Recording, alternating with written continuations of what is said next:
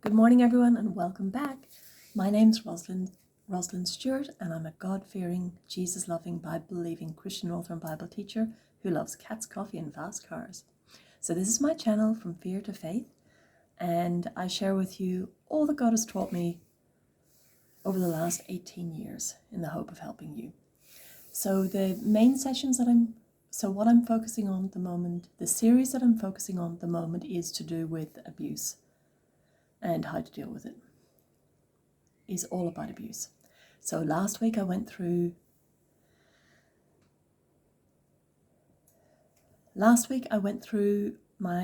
started to go through my algorithm, my abuse algorithm, and today I want to go through the final stage, and then the following sessions I'll go through everything in a lot more detail.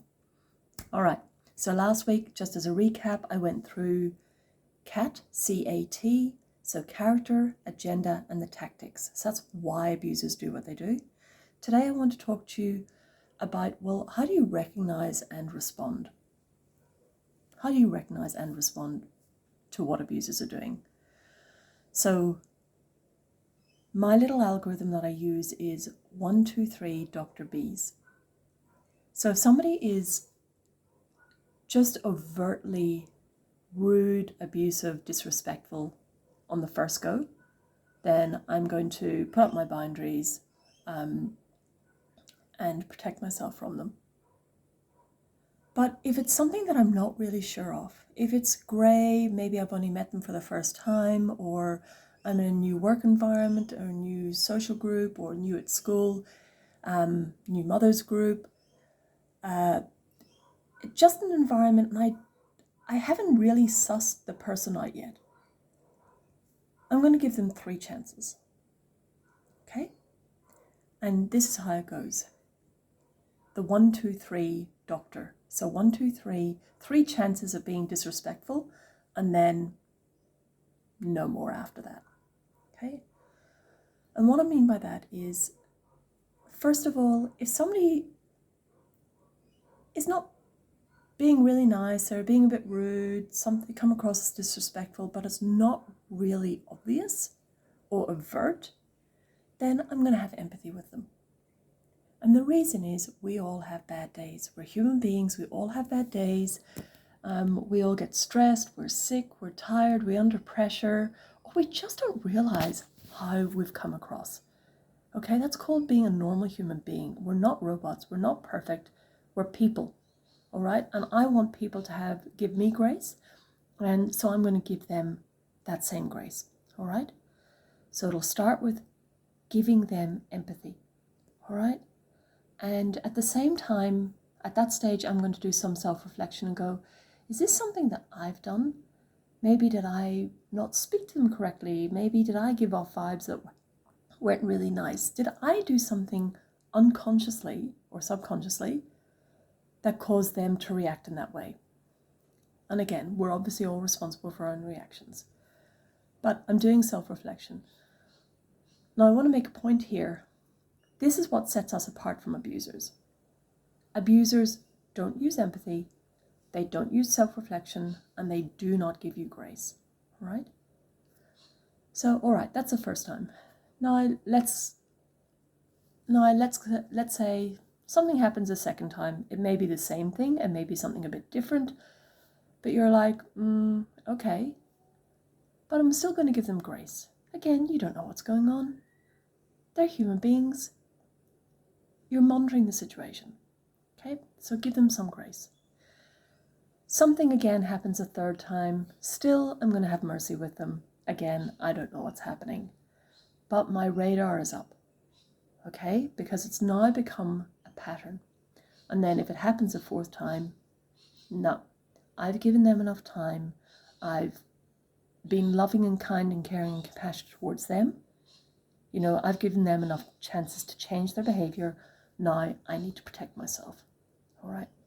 So that's the 1, 2, 3 Dr. B's. I've given them 3 chances of being disrespectful. Doesn't matter what the form is, whether it's directly or indirectly. 3 strikes, you're out. That's a pattern, and I'm now not tolerating that. So I now need to protect myself. Whatever their issue is their issue for them to deal with. It is not for me to take on board. So I move into what I call the B's, BEESS. So with the B, I'm going to put up my boundaries, which means I'm going to protect my vulnerabilities so they don't have access to hurt me anymore. They can't weaponize my vulnerabilities against me, right? Then I'm going to limit the contact that I have with them. Now, depending on the person, I'm either going to cut them out altogether, or I'm going to slowly remove myself from them, or I'm going to lessen my contact with them, or the kind of contact I have with them. That's what I'm going to do. I'm going to put up that boundary. Then I move into the E's, which is evaluate, escalate, equalizer. I'm going to then evaluate, okay, how do I want to handle this situation? Is it something that I can handle by myself? Can I deal with this person? Is it something that I need to speak to them directly about? Or do I need to manage it another way to keep myself safe? Because remember, if this is an abuser, they're not going to listen to you. They don't care about you. It's all about them being number one. So they're going to put it back on you. All right. And they're going to target you. So it's all about how can you keep yourself safe from this person while, if you have to be in relationship with them, while you're in relationship with them. Or is it something that you can just get away from? So I'm going to evaluate that. In my evaluation, I'm going to decide, is this something, yep, as I said, can I deal with it? Or do I need to get somebody else on board? What do I need to do? What is the best course of action? So that brings me into escalating. So if I decide, yep, no, I can't handle this by myself, for whatever the reason is,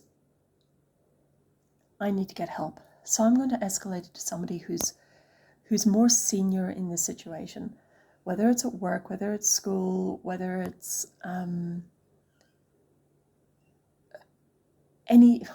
there's so many different situations in life. You know, it could be in your neighborhood, it could be your family, it could be a friends group, it could be a mother's group, it could be, as I said, in the school, in the workplace, it could be your local shopping center. You know, it could be a person that you've had in your house to fix something in your house. It could be that you've gone to a shop and, you know, somebody's got this abusive behavior. There's so many different scenarios. But I'm going to decide, okay, I'm going to escalate it to somebody who's more senior than me in this situation or in the position that I'm in.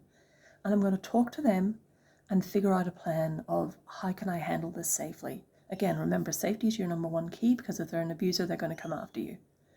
Period. End of conversation. Now, let's say I go to that escalator person and they either aren't equipped to help me, they just don't know what to do, they just can't handle it for whatever reason. Maybe they don't have the experience, or maybe they don't want to handle it. Because what they may do is blame you or try and wipe it under the carpet.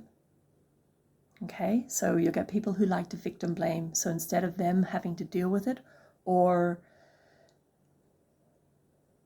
confront it for a whole variety of reasons, you know, we won't go down that rabbit hole, but they may not want to deal with it. So what are we going to do? We're going to go, okay, I need to bypass them because clearly they're not going to be helpful to me and the problem's still there. So I need to now go to an equalizer. And this I had no idea about. I would always go to the middle person. I would always escalate. I would do the right thing, escalate to the right person. And time in the industry that I worked in, time and time again, they would either victim blame or shove it under the carpet. And you're left dealing with this and still stuck in this relationship and ending up, you know, traumatized because you're having to deal with this constant abuse and you don't have backup. What I never understood was about an equalizer. And that's when you get the law on your side. Now that may look like you go to an ombudsman. It may be that you go to a union. It may be that you go to the police. It may be that you go to lawyers. It could be Human Rights Commission, Fair Work Commission.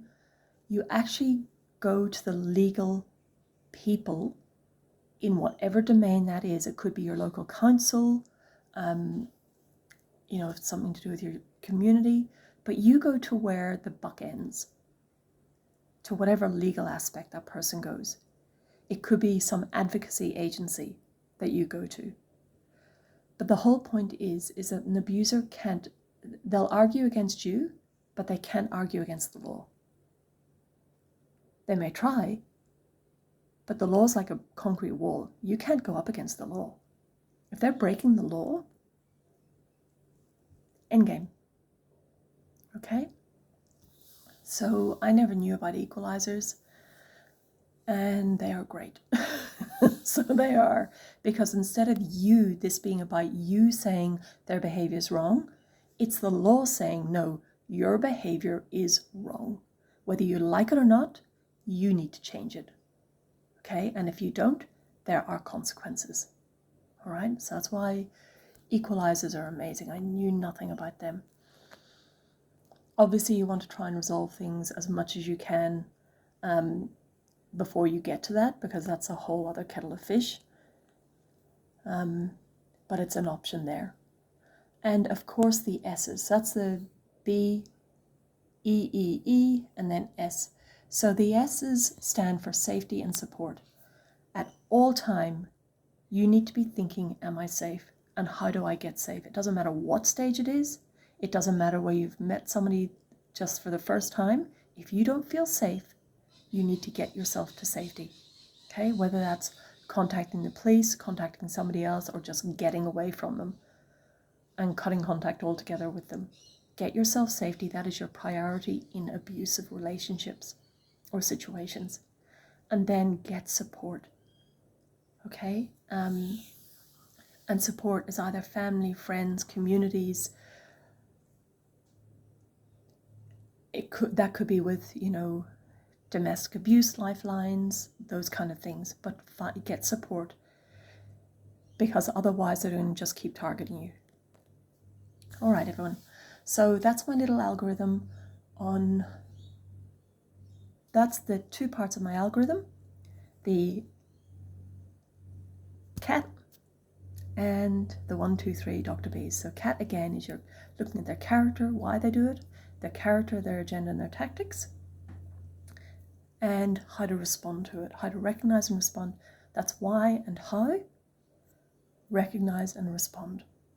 And that is just a little snapshot of what I do.